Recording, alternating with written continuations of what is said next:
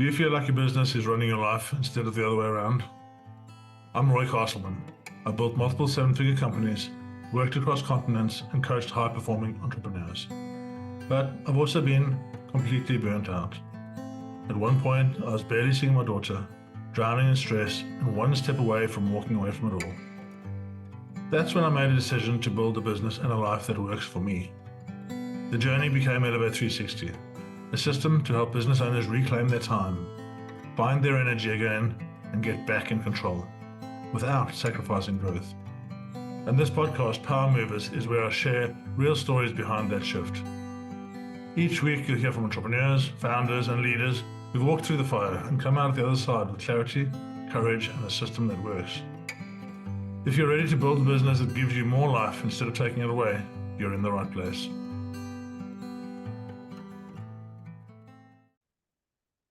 Hey Power Movers, how are we doing? I'm here with Kris Rice, and she's a lady after my own heart. She does some of the crazy things I do, i.e. jumping into cold water. And more than that, she's an entrepreneur, and she has a story to tell us. So welcome, Kris. Great for you to join us. Thanks for having me. I'm excited to be here. So tell me a little. We've spoken about this in a bit more detail, but tell me a little bit about your journey. How do you get to be dunking into ice baths? Sure. I did it very resistantly, so as most of us do. So I guess the short of my background on it is I have two daughters. They're a teen and a tween now.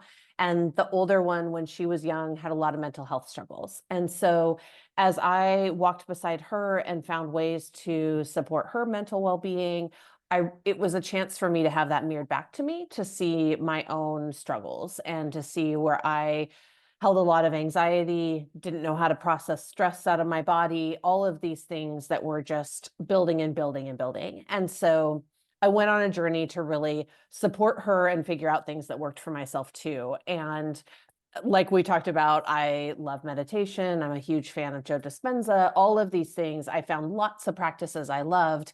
And the reality was it was like a full-time job. So it was completely unattainable. I'd say probably 3 years ago or so, I had built this beautiful toolbox of all these things I could do, but the reality was I couldn't fit into my normal life. It was just very defeating. So it was from that place that a friend of mine said, "But have you tried cold plunging?" And I was like, "No, like I have zero interest in what you're telling me. No, thank you." And so I denied it a couple of times. And best I can remember it, I must have just felt like I had nothing to lose one day. And she asked me again, and I was like, fine, I'm going to do it. So I bought a horse trough off of like the hardware website and bought that, didn't tell anyone, my husband included, because I was like, here's the thing, if I hate it or I really can't do it, like I don't want that to be added on to me too. So I'm just not going to tell anyone. So I pick up the trough, I bring it in our backyard, I fill it with hose water. Like this is DIY at its best. And I just gave it a try. I was like, what do I have to lose? So I hopped in. And even though, as you can imagine, that water wasn't crazy, it wasn't super cold, it was enough. And my goal was to sit in for one song. I sat in for two. I got out and I had a smile on my face and I felt better than I had in as long as I could remember. And so it was from there that I just kept going back to my little trough, and I would lay in there and think, how could I make this better? How could I make more women want to get in cold water? How can I bring this feeling to more people? And so that was where the Chill Pod was born, in that humble little trough. Amazing. Let's go back a little bit. Tell us a little bit more about yourself. Tell us about your journey, what you were doing, and then the entrepreneurial leap, right? I love that stuff.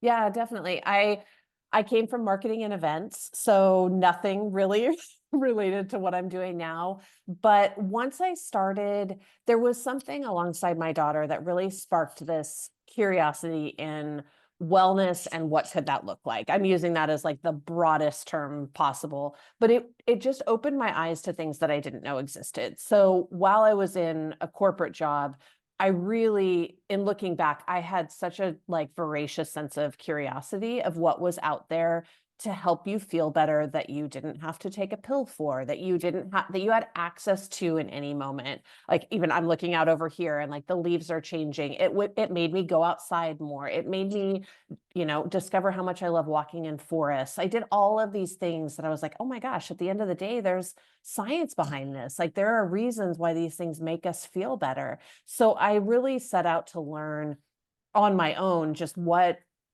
could a healthy lifestyle look like? What could, good mental health look like? And so, I would do my day job. I actually worked remotely the whole time. So well before COVID and all of that became normal, I worked from home. So I had a lot of flexibility that way. And I used my extra time to really lean into those things. I read Joe Dispenza's work. I read as much as I could about energy and all of the different things that I was just curious about. So alongside that, I do joke that I think I just have like entrepreneurialism in my blood. I think it comes from my mom's side and it was always there. So I got an itch where I was like, okay, I'm learning these things and I want to share them with others. So I just started taking tiny steps. I did a health coaching program so that I would be able to, kind of launch a little business, but still be able to do my day job, things like that. And those just kept building. I actually tried to start a mindfulness program for kids so that I could bring the practices we had learned to others or to the masses. And all of those things just didn't work for the right reason. And once I got to the point that I didn't have a name at the time, but thought up Chill Pod, it was hard to let go of the other things because it's a big leap and it was very different than anything else I'd done. Those things were me. Those were my time and energy putting into them. It's not launching a physical product. That's very different. So it took a big leap of faith in myself and what I could build and what I knew I was made to do to really let go of my corporate job, take the leap and go all in on ChillPod. And that's been 2 years now. Let me ask you another question. Mm-hmm. How much did your ability to get over yourself by getting into the ice bath contribute to your ability to step out of the corporate world? That's a great question. I think it was a huge factor. I think it was a huge factor in it because for a couple of reasons. Like unknowingly, I would really set intentions and get in that water. And I believe that there is something I mean, this is going to sound woo, but I feel like you're going to be into it. So I'm going to say it anyways. And that is, I was talking to somebody about it the other day and that like water is a conductor. And so like, if we go into that water with this very clear high vibration intention, that ripples out at a very fast rate. And so I really think that practice started to create this like path that I started to go on. And at the end of the day, doing that difficult thing for me, I always do it first thing in the morning. If you get up and you do that, you are literally changing the way you show up for other opportunities, other situations throughout your entire life. And so I think that was a huge piece of it. I showed myself that I could do these big, uncomfortable things, and therefore it translated to, okay, here's your opportunity, go after it. For sure. I do a lot of work with cold exposure, as we spoke about. And Mm-hmm. one of the areas I love working in is actually ladies that are going into menopause. Mm-hmm. Because Mm-hmm. they come in and so much of what you said there just resonated with us. They come in and they're not what they were. They're Mm-hmm. not understanding themselves. They don't know, they lose confidence. They lose, Yeah. the big confidence is a big thing here. And then they come Mm-hmm. in and they get into this and they just gain something back again, right? Mm-hmm. Yeah, apart from all the science reasons why it works and all the rest of it, Yeah. there's this real piece of I can do something difficult. Yep. I was able to do it. I got in there. The first 30 seconds or 45 seconds were hell. Yeah, and then I got to the next stage where I actually realized I could do it. And then Mm-hmm. suddenly the dopamine hit and I got a smile on my face and I was, what's happening to Yep. me? Yeah. Yep. And I do. I've done a lot of work with as a menopausal woman, and then now with business owners, and Mhm, it's like, okay, yeah, this is the stuff that's difficult. This is having that difficult conversation with John, or understanding that there's a massive problem out there in the market and you need to fix it. And okay, mhm, step and go. I always tell my people, step and go. Yeah, if you mhm. can do that, if you can actually just take that first step in what you're doing, then you have a much better chance than if you can't. I completely agree. No, it really it took a while to see those parallels of, okay, I do this and this is how I show up different, but there's really no denying it when you look back at it. And that would be true of anything, but I do think that that is a particular practice that few people are like, "Ooh, let me try that." I would love to try cold plunging. Like that's just there's nobody that I ever talk to who I've they'll not be like, heard. "Oh, I thought about it, but Yeah, I haven't done it." I've Or never met someone that's yeah, let's go do it. literally never. No, no, not unless they've done it already and they're like, "Oh, okay, let me try it." Then somebody will. So, I've probably done 2,000 ice baths in the last 4 yeah, years, right? And I yeah. still don't want to get in. 100%. Every day, I don't want to get in. Like that doesn't change. And I think the more we normalize that, the more that that helps people too. Like at the end of the day, I just want to be a different voice for somebody to maybe hear what will like resound with them because we all see like these super athletes doing it and you have a picture of what it could be but like what if it's just you or I? That is more powerful, I think, for people to see and hear and be like, okay, I relate to that. I also don't want to get in, but interesting that they have done it 2,000 times. Maybe Yeah, there's something there. yeah, for sure. Keep on the similar subject, but now we talk about entrepreneurship, right? Hmm. And my morning routine, like you say, yeah, it's breath work, then it's meditation, then it's PT, then it's sauna, and then it's skull exposure, and it takes me an hour and a half. Yeah. Yeah, and to do that, I get up at 4:30, right? Hmm. Hmm. And the thing that I'm really trying to get people to understand is that the amount of energy that gives me and clarity that gives me in the day translates directly into profit. Sure. Yeah, I You believe know, that. because people don't see that. I don't think entrepreneurs are 70% of entrepreneurs are close to burnout. Hmm. I've been there, right? Hmm. I've been there with the 14-hour days and you know, and Yeah. the further up that road you get, the more energy you spend on tomorrow and yesterday, the less you have to work on today. So Yeah. you don't get as much done, and you're not as clear, and your staff they pick up on your energy. Yeah, Oh, totally. yeah, they really pick up on your energy, and yeah. So yeah, that I think there's a big piece of learning that entrepreneurs need to get. Wellness is so important for the whole piece. Yep. You know? I totally agree. Had a shift even this last year. I mean, I've been meditating for a very long time, but it comes and goes as to what like resonates with me. Am I sitting in silence? Am I doing like a short little Gabby Bernstein one? Am I doing a long Joe Dispenza one? Like it goes all over the place and I go in seasons. But I was having a hard time going back to my longer ones because in the morning I don't have a ton. I like to sleep till about 6 and then I have about 45 minutes before my kids get up. And so I was like, gosh, I just don't know if I can like really make a 20 or 30-minute meditation happen. I was like kept like coming up with all the reasons not to do it. And then I had this switch where I was like, actually, that's your morning leadership training. You turn up totally different if you meditate that day or if you don't. So that was like the shift that worked for me was to think about it in terms of just like you're saying, like, how does this actually set me up for success in the day versus how much time this takes in this moment? So, that for me, if I have to boil it down, it's cold plunging and meditation. Those are the Yeah, two things. yeah. And I go a bit longer, but I've sacrificed my evening staying up until 11 o'clock. Yeah, Yeah. I go to bed at 9:30. Yeah, Yeah, for sure. I used to only sleep an hour and a half a day. Right, that Oh was my like gosh. for like 15 years. I slept an hour and a half a day. Wow. Yeah, and I thought more that was better. I was doing more stuff, and Sure. Sure. and it was so much worse, right? Oh yeah. Yeah, and now 9:30. I go to sleep. I Mm-hmm. actually sleep until 4:30, so I get good quality sleep.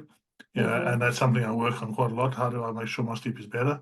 Right. Yeah. And then, you know, then AI came along. Mm-hmm. Love AI. In six months, I've done 6 years worth of work. Right. Yeah. Yeah, and that's not what people think. The clarity it brings me, yeah, Mm-hmm. and the communication skills it brings me, yeah, Mm-hmm. the automation which takes away, yeah, functions that I don't need to do. Yeah, Yep. just yeah, it's going to change the entire world as we know it, right? Yeah. And people are kind of playing the ostrich, they're burying their head in the sand at the moment and saying, yeah. So I get the AI done, I get the wellness done, yeah, and suddenly then I can grow and scale a business. Totally. Yeah. Totally. So yeah. Yep. So you are, yeah, at the beginning point of your exciting, well, I would say the beginning point, but the point where you start seeing results. Tell us. Yeah. Yeah, it is. I mean, when I look back, so it's been about a year. It took about a year to refine the idea. Like, what was this going to look and feel like? So I had all these ideas in my head, and it took a little time to align with a product designer, which I didn't realize even existed, full transparency. So they were able to take my idea and put it into shape and form to have it actually become something.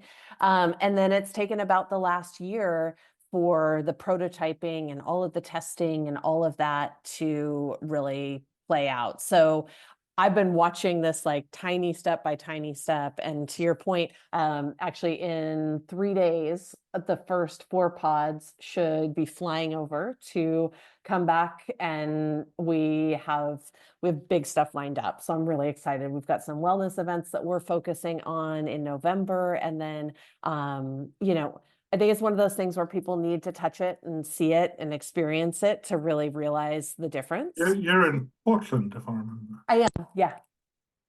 I will be down the road in November. No way. Where are you going to be? I'm going to be in Olympia. Yes, you will. Yes, you will. Maybe Well, I, if you want to maybe come I, see a pod in real life, you can come see it. maybe we do a Wim Hof workshop. Yeah, exactly. Yeah, Yeah, we'll, totally. we'll talk about it. So, yeah, how do you see the next? I mean, you've been in marketing, and that's Yeah. that's such a crucial skill to have. Yeah, Hmm. there's a few things that people need to understand, and that one of the things I coach is a business operating system. I don't know if you come across it. Hmm. And yeah, marketing, you have to have the marketing, you have to have the sales. Yep. Yeah, otherwise the operations, yeah, there's no point in really looking at it. Yeah, Yep. what's your marketing play as you ask for this?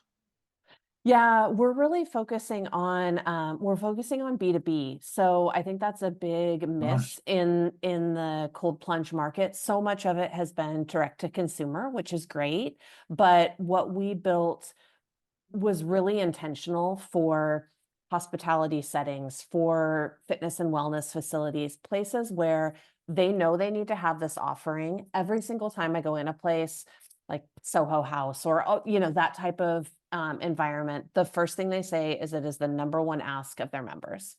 The number one ask is to have cold plunging. And so we really intentionally built the product to be able to fit their needs. So it's mobile, they can move it from one place to another. So like you think in the Four Seasons, they can go and bring that into your suite if you want it there, or Wow. it can also be in the spa.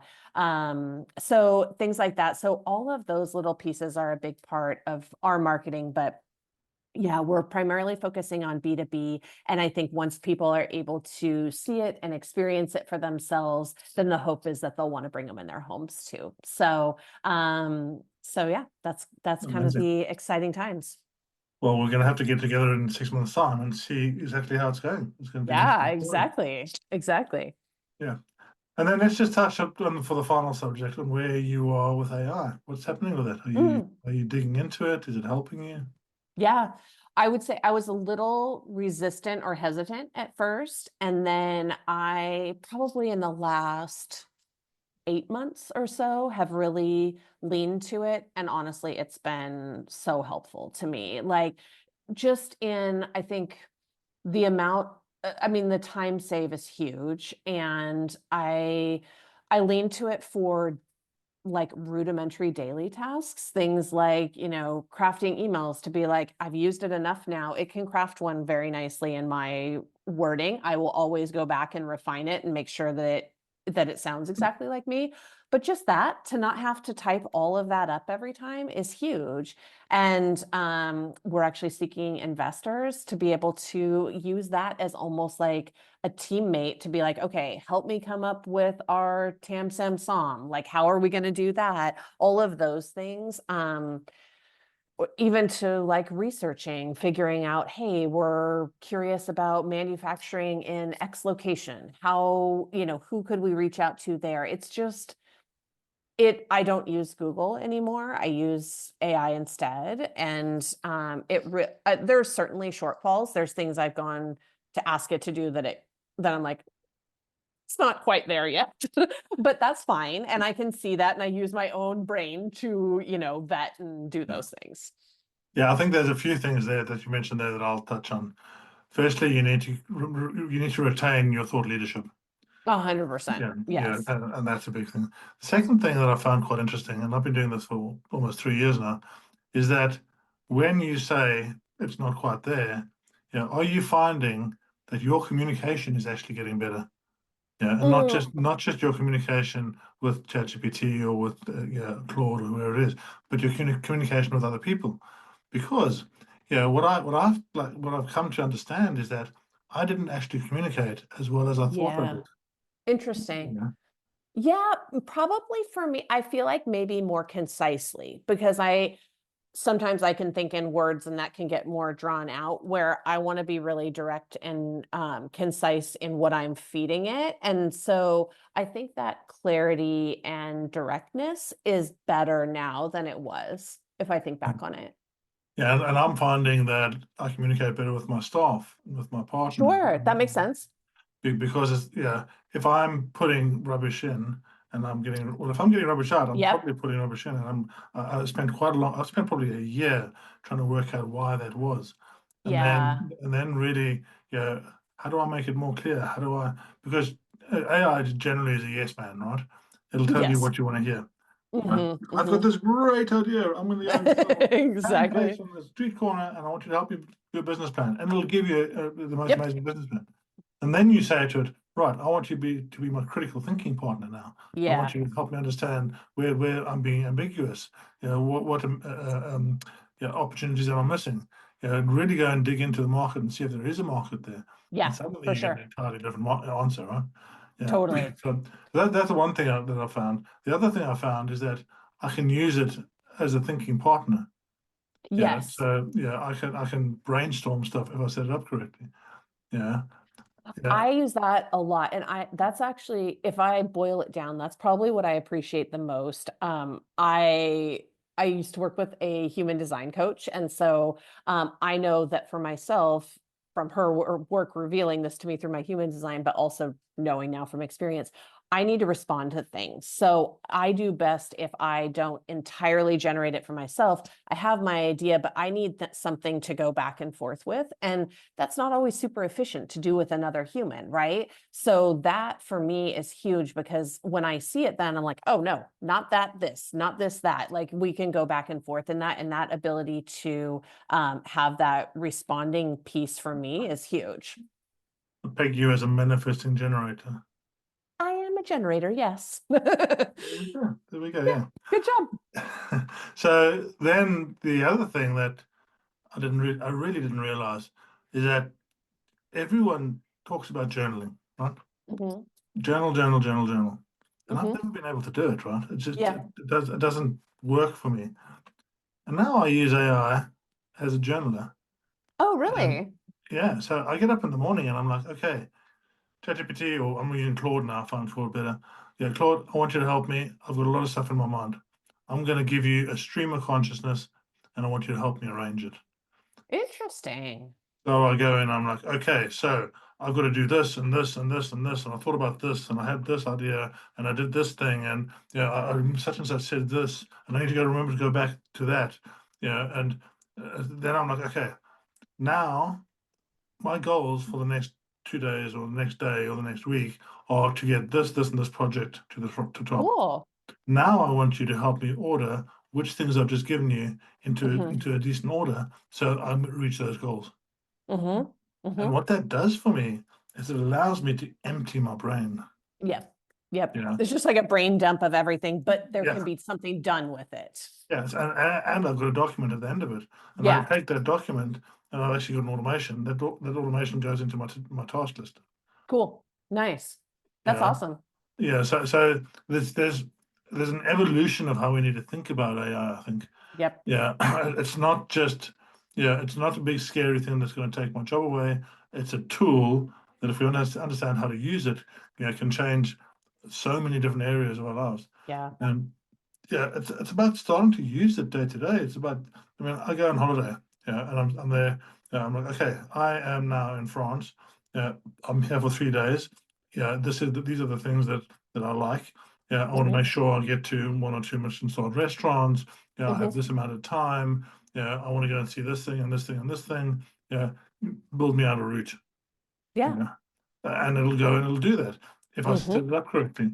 Yeah, and I bring that up because so many people are not using it because they're scared of it. But if Yeah. they can use it for their own individual benefit and get used to using it, suddenly the opportunities open up. It's like, what if I did this? And what if yeah, I go to my fridge. I take a picture of the stuff in my fridge. I'm like, okay, I want you to help me build a Michelin-starred meal out of this. I want the step by steps, yeah, and I want you to walk me through it. And then I put it into voice, right? And I get in the kitchen and I Yeah. start cooking. Okay, so what do I do next? Okay, do this. But hang on. Yeah, what do you mean by that? Okay, yeah. And then, I end up with a really awesome meal. That's amazing. Yeah. So using it for day-to-day stuff like this is where it's going to come into its own. And so much. I spend hundreds of hours on AI. Yeah. I've probably spent thousands of hours on AI. And I still get behind. So those people that are coming into it now fresh, the overwhelm is real, right? Yeah. Yeah. It is. It is. And I think a lot of times people are they come from a place of like fear and feeling threatened by it. And I feel like once you take that leap to do it too, then you realize like you are an integral part of it. It doesn't like feed you anything unless you are active and a participant in it. So I think that kind of just takes away some of that worry or fear about it. Is just like you're in it too. Like you don't get anything out of it unless you're there and supporting it. Yeah, for sure. And then I'm just going to finish on one last thing. We're going to talk about business operating systems and what you know about them. Have you come Oh, across them? EOS as an example, entrepreneurial operating system. no, I have not. I have not used that. No, So no. I'm going to tell you some stuff, and then you're going to Okay. can ask ChatGPT about it, and maybe All that'll right. help you in your journey. All right. Perfect. A business operating system is a system to operate your business. I know that sounds pretty banal.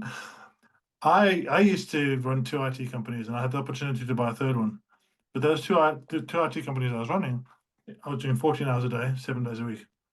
So I just didn't see any way that I could possibly take a third one on board. Sure. I read a book called Traction by Gino Wickman. Yep. He does EOS, and I went and got myself £100,000 coach. And now on those 2 IT companies and the third one, I spend 5 hours a week. And so a business operating system allows you to understand how to work on the business. Yeah. We get so stuck working in the business, Totally. that we get, and the one that I teach is called Boss Up.